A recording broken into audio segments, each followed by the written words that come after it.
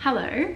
So I mentioned in my vlog, my last vlog, I'm not sure if it'll be up already yet, but if you've seen my previous vlog, you'll know that I've decided to do kind of like a mini series of like Italy and my experience in Italy. So I thought the best way to start it off would be how I moved to Italy, why I moved to Italy, the kind of process that I had to go through, because it was a pretty lengthy process and there were a lot of things that I had to do, like administration things, life organization things, that I kind of had to go through when I first got here and even before I arrived.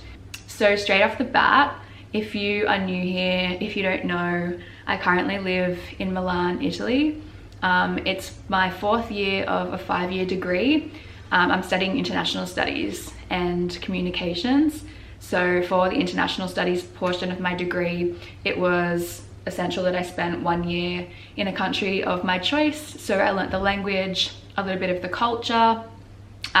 Before I left in the coming, like the years leading up to this year, I learned a little bit about Italy, a bit of the language and everything. So this year wasn't, you know, as much of a shock to me, but still coming here, there have been a lot of things that have shocked me and that have kind of opened my eyes to a new way of living and a new way of life. So yeah, I'm gonna get straight into how I moved here, why I moved here, why I chose Italy, and basically everything that you need to know if you're wanting to move overseas, if you're wanting to move anywhere in Europe. So it'll be obviously different from country to country, but this is just the process for Italy. So I've written a bunch of notes down on my laptop, so if I'm looking down, then you know why.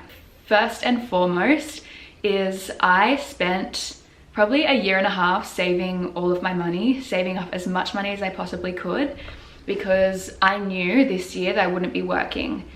Or at least I went in with that mindset. I wasn't really sure if that kind of opportunity would open up or I would be able to do that. But with the visa that I do have, I am allowed to work a maximum of 20 hours per week. So even though that's not much, it's still like a pretty significant amount if you're wanting to earn a little bit of extra money while you're over here. But I kind of knew that I wanted this year to just, you know, just focus on uni, focus on traveling, focus on meeting new people and just kind of indulging in this new way of life. So I came here with the mindset that I wasn't going to work, but I knew that I would have to pay rent every month and there would be things, life things and that I needed to pay for, and I knew I wanted to do a lot of traveling. So I saved up a lot of my own money and I did make an entire video about that. I saved about $30,000 of my own money, and then I also took out a loan from my uni. So it's like just a loan that gets added onto your HEX. And basically I used that to like help me with paying rent, because Milan is quite an expensive city to live. It's the most expensive city to live in Italy. So I was prepared to pay a fair amount for that. So I set aside that money out of my budget that I knew was like essentials that I had to pay for, that I wasn't going to get out of. So yeah, things like rent, things like food, bills, internet, you know, everything like that. So I wanted to save up enough money that I would live comfortably and still be able to do things in my free time on the weekends, travel with friends, things like that. So yeah, I spent quite a lot of time saving. That was definitely the first step that I did. So before coming to another country, if you're going to be living here for more than 3 months, I think it is, you need a student visa or some kind of visa. In my case, I got a student visa and it was quite a process to get it. So I needed a lot of documents, and I was lucky that my uni actually helped us with this. They provided us with a checklist that we needed. So to get your visa, you have to go to the Italian consulate. So I went to the Italian consulate in Sydney, showed them all my documents. I think I photocopied everything that I had. So my uni provided us with insurance, our flight. So we had like our flight ticket with us. I had to photocopy my passport. I needed proof of like a bank statement to show that I would be able to pay for at least my first few weeks. living here, so I needed to prove that. So I photocopied my bank statement. I had to photocopy pretty much every single document. I needed an acceptance letter from my host university here to say, yes, I'll be studying here.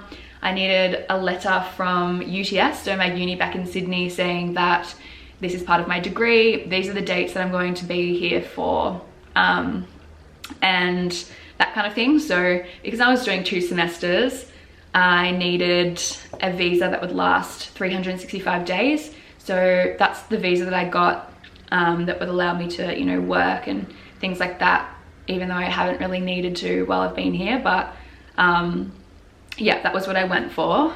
I needed also a proof of a place to stay. So what I did, it was pretty stressful going into this. I mentioned in maybe one of my last videos, my life update video, that I came here with nowhere to live, like permanently. So what I did was I booked an Airbnb.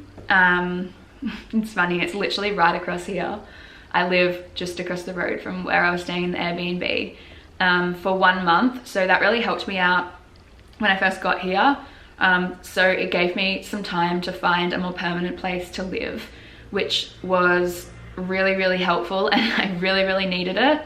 Originally, I was only going to book it for 2 weeks, the Airbnb, but I'm so glad I took that entire month, because you think that when you get here, you're not going to have that much to do. Like, because I didn't start uni for about two or 3 weeks after I arrived. So basically, I spent the first few weeks hunting for apartments. I had to get my metro card. I had to get my permesso di soggiorno, which I'll actually talk about as well. It's like your permit of stay.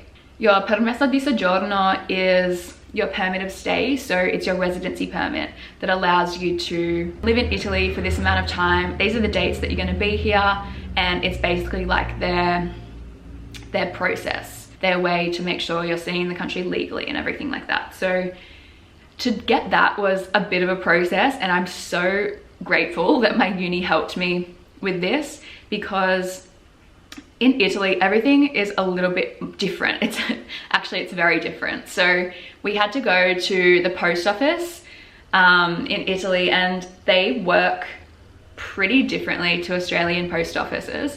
So when you first walk in, you have to go up to this big screen. It's kind of like if you've ever been to the RTA before, it's kind of like that, where you like press the button, select the option that you want. So if you want to send a letter, if you want to do something else, there's like an option for everything. So you press what you want, it gives you a ticket with a number on it, and you wait your turn. And when I first went in, it was my first day going to a post office, and I was so lost. I was so confused. I didn't know what to do. And I ended up just waiting around. I think I was waiting for like 40 minutes or something, and I didn't have a number because I didn't know that that's what you had to do. And so I was waiting for such a long time, an unnecessarily long time, until finally someone told me that you need to get a number. So that was a bit of an experience. But yeah, I learned not to do that again. Basically what you do is you ask for the specific kit that you need to fill it out, and it comes with, you know, things where you can put your address, your passport details, and a bunch of other things. And it's all in Italian. So we went to like this information session at my uni, and they went through the whole entire thing with us, which was so good, because I would have had no idea what I was doing. Anna and I were just lost, like little lost puppies in our first couple of weeks here. So we filled that out, put in, you know, all our details and everything, and you submit it with like photocopied documents of your insurance, and you know, your birth certificate, photocopies of your passport. They close it up for you. You have to go to get a stamp, like I can't remember what, I think it's called Marco di Bollo, which is like the specific stamp that you need. So to get a stamp in Italy is a little bit different. You can't actually buy them from the post office. You have to go to a separate shop called a tabacchi or a tabaccaria, and buy the stamp. So they have like specific stamps that they use for different documents. So you need to get the specific one that you need for permesso di soggiorno to send it off. They give it to you, I think it's like 12 euros or something. And then you attach that to your document and they send it off to get processed. And then basically this process is really, really slow. I arrived here in February, sent it off in February and everything like that, did what I had to do.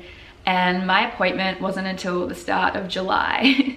So basically what you do is you go to an appointment. They set one up for you automatically. You go to your appointment and it's at the local police station. So you go there for your appointment.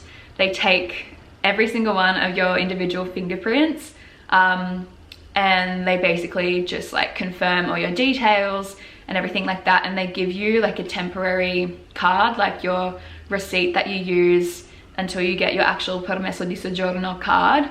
And it's really important because especially if you're leaving the Schengen zone, so it's like Germany, France, Italy, Spain, like all of that kind of area. If you leave there and you're going to like Greece or Croatia or somewhere outside of the Schengen area, you always need to show your permesso di soggiorno when you enter Italy again. Yeah, I think that was basically everything I had to do to move here, like all the kind of admin stuff before I found an apartment. And basically the way that I found my apartment was through this website that my my uni provided. So this was a bit of a pain actually, because basically in Italy it's really difficult if you don't speak Italian. If your Italian isn't very good, it's really, really hard to organize. Like this is if you go through a real estate agent or a website that's in English, let's say. So I use this website called gromia.com, which has all the apartments listed. It's like through a real estate agent, so they kind of do all the work for you. So if you book through their site, you always have to pay like a service fee of like a couple of €100 because they're kind of doing the work for you. And a lot of the time you don't actually get to see the apartment before you book it. So that was a bit confusing, a little bit stressful, but I booked one. So I actually didn't see this place before I moved into it. So yeah, that was really, really stressful actually. But I knew like it was in a good location. It's literally across the road from where I was staying before. I'd seen lots of photos, there was a video. I met my landlady here. She gave me the keys and luckily I was really, really happy with the place that I got. But there's definitely better ways to do it if you don't go through a real estate. And they have a lot of Facebook groups that people advertise, like students advertise if they're looking for roommates or something. So definitely recommend those websites over going through a real estate agent. It can be a lot less painful and a lot less expensive, that's for sure. But yeah, I learnt my lesson the hard way, but luckily in the end I was pretty happy with my place, so that worked out well in the end. But I ended up paying more rent because actually this place wasn't available until the end of May, but originally I was living with 3 other Australian girls, Charlotte, Isabella and Michaela, who I actually met on orientation day. So basically I was just, asking them about where they were living, what their plan was, how they found their apartment and everything like that. Just basic questions, making conversation. And then I remember because I didn't have a place to stay at the time after I would move out of my Airbnb. So I was kind of on the hunt for somewhere to live. And I remember a couple of weeks later, I was, pretty desperate. I hadn't found anything yet online. And I knew that they had this apartment that was, big enough for the 3 of them. And I just threw it out there. I was like, look, do you guys have a spare bed, a spare couch that I can just stay on until mid-May, the end of May? So it was for like 2.5 months that I needed somewhere to stay before I moved into my new place. And they were absolutely happy to help. They had a spare bed. I ended up moving in there on the 10th of March when I moved out of their Airbnb. And I stayed there until the end of May. So I was meant to move out of there on the 19th of May, but we got along so well, and the girls weren't actually leaving Milan until the 28th of May. So I stayed there right until the end with them, and then they all went home. So that's when I moved into this apartment, and I'm currently living here by myself. So it's now November, so I've been living here for almost 7 months now, and I'm loving it. It's great. Actually, I don't want to leave. I don't want to leave Italy. It's really kind of grown on me, and I'll definitely be back here. I'm not sure when. I'm hoping next year if everything goes to plan, fingers crossed. Really hoping that I can come back next year, and yeah, so yeah, we'll see what happens, but that's basically how I moved to Italy. If you have any questions, leave them in the comments below or message me on Instagram. It's just at kaija.love. I'll put it on the screen somewhere here. And just, yeah, just ask me anything you need. If I've missed anything out, because there's absolutely something that I missed out, but these were the things, the steps that that just came straight to my mind. So yeah, just let me know if you have any other questions. Thank you so much for watching this video. I will see you next time. Bye guys.